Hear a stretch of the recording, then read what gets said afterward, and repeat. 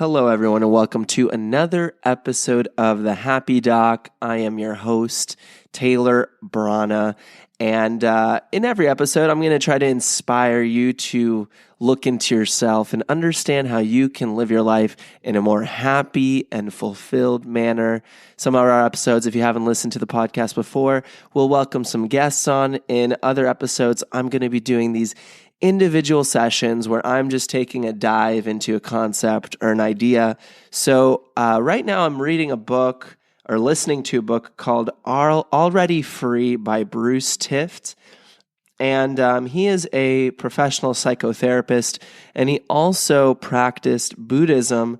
And there was just some interesting concepts as I'm listening to this book that I was reflecting on, and I thought it was just incredibly useful. So the concept of already free as a book in and of itself, the book merges the idea of Western philosophy and the idea with Buddhism. So in Western philosophy, we're always trying to consider improving our life based off of our situation, about what we are doing, about dealing with our past trauma, about looking into, all of these different patterns we formed, and looking at, all of those things in culmination that can affect our happiness now. Whereas in Eastern philosophy, or more so in the Buddhist philosophy, it's not necessarily about what we went through or experienced, but it's more so about no matter what we are experiencing now, how do we deal with that in the now?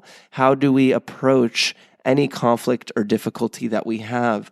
So if you look at the Western sort of concept, it's more about changing the way we think, changing the way our situation is to improve ourselves. Whereas in Buddhism, it's about the how. It's about how, no matter what conflict we have, no matter what situation we're in, how are we going to operate now in dealing with that? So he kind of looks at it from both angles and says it's not one or the other, but it's both happening simultaneously. And specifically, there's one quote that I really enjoyed, which is, there's many in this book, actually, and I might actually bring some of those concepts up. But one of the ideas he talks about is, imagine living your life without complaint. Imagine living your life without complaint. So I really liked that concept because we can't change life. Reality is reality. The current experience we're having is the current experience. You can't change the fact that, I don't know, maybe you have a physical injury, or your finances aren't doing very well, or maybe your career's not where you want it to be, or maybe you're just not as happy as you want to be, and so on and so forth. You can't change that. It is what it is, and yet we spend so much time living our life in complaint, ruminating or thinking about all of these issues, thinking about our past, getting stuck in the stories. But what if for a day you handled whatever words were coming at you and you just didn't complain about it? You accepted it for what it is, and you just looked at it and you said, that's where things are at right now. And you just lived your day without complaint. You didn't complain about anything. You just accepted reality for what it is.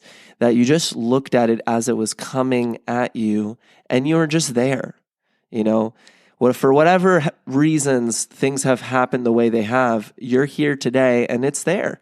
How are you going to act now, fully being okay with the fact things are where they're at? Maybe you're not actually okay with it. Now, I should rephrase that. You're not okay with how things are per se. You don't want to accept it, but it is what it is, right? You can't change it. So you uncomfortably, or with a little bit of maybe even some disdain, accept it, even though you don't necessarily want to.